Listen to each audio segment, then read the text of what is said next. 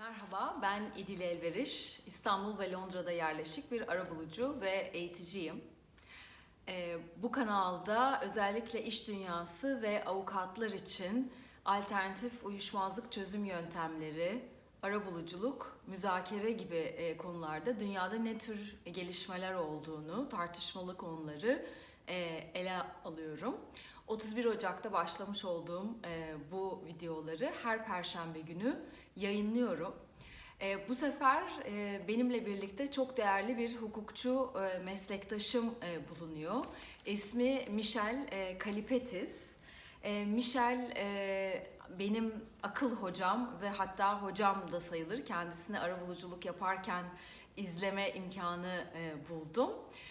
40 yıldır hukuk camiasının içerisinde önce avukat olarak ama özellikle son herhalde 20 yılının arabuluculukla çok iç içe geçtiğini söylemek yanlış olmayacaktır. Aslında geçmişte hakim yardımcılığı da yapmış birisi.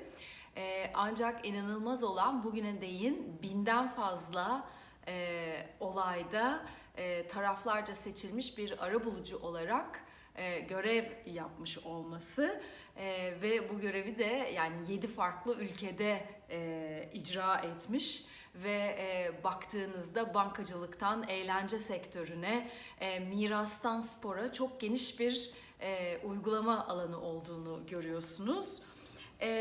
Ama sadece arabuluculuk yapmıyor, arabuluculuk alanının gelişmesi için de çok şey yaptığını söyleyebiliriz.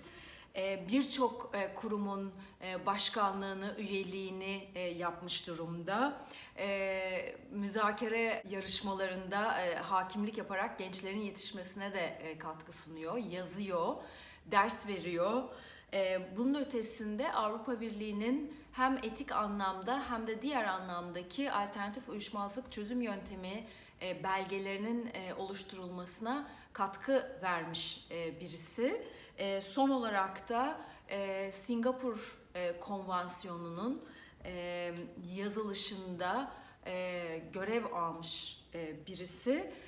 Bütün bunların sonunda herhalde 2017 yılında arabulucu kategorisinde yılın hukukçusu seçildiğini söylersem çok şaşırmayacaksınız. Evet, Michel Kallipetis bugün benimle birlikte ve özellikle Türkiye'nin de yakında taraf olacağı Singapur Konvansiyonu ile ilgili soruları cevaplayacak. So, Michel, please tell us what the Singapore Convention is and why there was a need for it.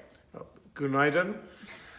The Singapore Convention is a convention which is due to be launched in Singapore on the 6th of August this year. Very soon. It started 3 years ago when UNCITRAL received reports that the international community was reluctant to engage in mediation in commercial disputes because of the fear that any settlement could not be enforced worldwide.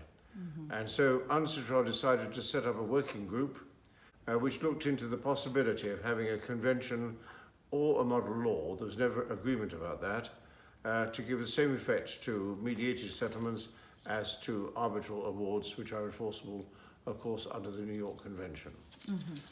Basically, it applies to any international commercial mediated settlement. The definition of international is where you have parties from different countries, and a mediated settlement is one which is arrived at in a mediation conducted by a neutral third party chosen by the parties to settle their dispute. Okay.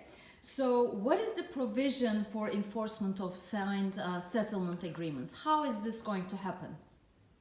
States that subscribe to the convention will acknowledge that any mediated settlement which is conducted under the Singapore Convention will be enforceable in their courts. Each state that subscribes to the convention will have its own procedure for enforcing the award, but effectively it will be the same as if it's an arbitral award being enforced under the New York Convention. How?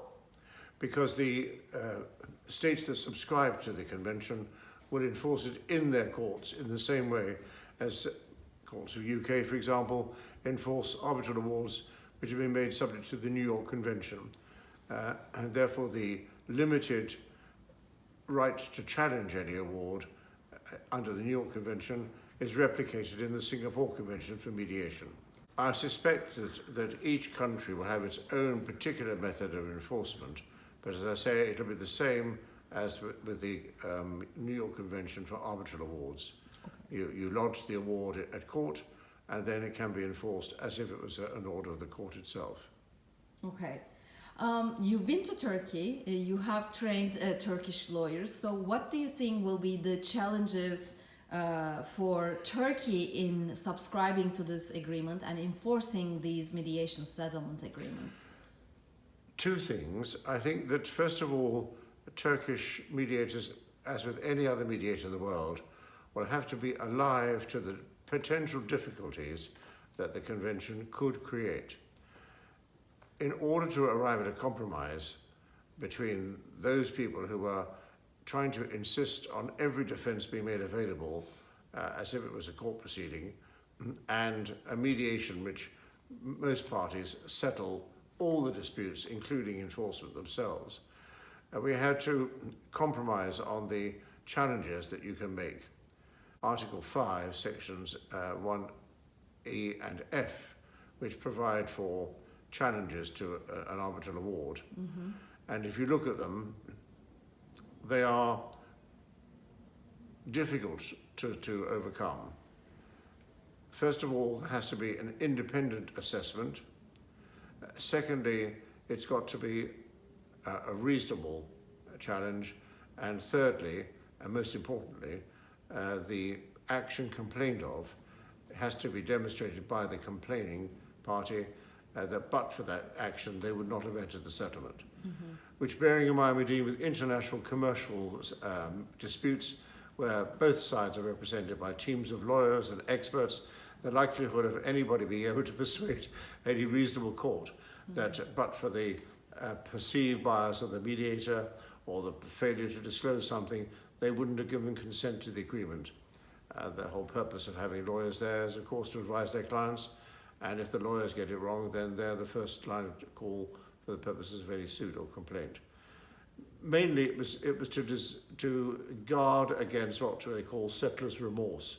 People having entered into a settlement then have second thoughts about it and look for any way to get out of it. Mm-hmm. There are three elements to each of the sections. The first element is either material breach or reasonable. Secondly, in terms of a breach by the mediator of accepted customs, you've got to demonstrate that the customs, the code of conduct or the ethical code which the mediator would apply to the mediation, and of course that but for that alleged breach, they wouldn't have given their consent to the agreement. As far as any failure to disclose a perceived interest, again, it has to be a serious or material, again, which indicates an independent assessment by a court. Secondly, that it operated so as to vitiate the consent, and but for that, they wouldn't have entered into the agreement. As I say, three hurdles in each of those subsections designed deliberately to make it as difficult as possible for people to simply set aside a award because they didn't like it. Okay. You have mentioned the code of ethics. As I understand, the convention wants every mediator that is mediating under that convention to accept certain codes of ethics. Can you tell us more about that? Yes. At the moment, there is no universal code of ethics for mediators, as you know. There have been attempts by Australia, attempts by some of the states in America, and of course there's the European Code of Conduct for mediators. All of those are perfectly good and adequate, but they are basic. And I think the difficulty that UNCITRAL faces, as indeed any country trying to design a code of conduct for mediators, is because the very nature of the thing, which is flexible and adaptable, means that you cannot cater for every eventuality in a mediation. One thing I think Turkey in particular ought to look at, I understand that it was the case, I don't know whether it still is, that mediators were prohibited from seeing experts in a mediation. Mm-hmm. That's almost a matter of course for me in the UK, dealing with construction disputes or disputes which involve experts. I have experts in the mediation to assist me, and I sometimes conduct mediations with just the experts to identify what the real issue is. The same in the United States, in most states, and Australia and New Zealand. So I think Turkey needs to look at that, because I think that if that stays, then they will find that many mediators won't be using the convention under Turkish law. Okay. And in terms of code of ethics, so do you think it will come to a universal code of ethics that every mediator that mediates under the convention will have to subscribe? I would hope so, because I think mediation now is such an accepted part of litigation or dispute resolution that it seems senseless not to have some international code. Of its very nature, it will be the minimum standards required and cannot possibly cater for every instance. And of course, the other issue will be, well, who's going to enforce it? Is there a body that's going to be created which effectively will be the monitoring body for mediator conduct? And I suspect the answer is no, not least because who's going to finance it? Okay. What places, what cities or what jurisdictions will thrive under the Singapore Convention? What do you reckon? I understand this is just speculation at the moment, but maybe you can still tell us what those maybe particularities are that are needed for those places to thrive. That's difficult because each country is developing its own mediation community and its own mediation reputation. Singapore obviously has been given the honour of having its name attached, which is right because the person who chaired all the working groups was from Singapore, and she was a superb chairperson and conducted, yes indeed, Natalie, absolutely excellent and universally accepted as being the best person available. Europe obviously was a party to the working group. Europe's preferred option was for a model law rather than a convention. But so that's why we have both, and the states that wish to subscribe to it can choose whether they make it a convention or a model law. The feeling, I don't know how much substance there is in it, was that a model law would be ineffective because it will sit on a shelf, everybody would admire it but never use it, whereas a convention, if subscribed to, would effectively be effective way of enforcing settlements. The mediation community it should start with, but the commercial organisations, which have been apparently asking for some form of convention, ICC? They should be the drivers. Okay. So ICC should, I suspect all the international chambers of commerce in various countries should as well recommend their members to use the convention if mediating an international commercial dispute.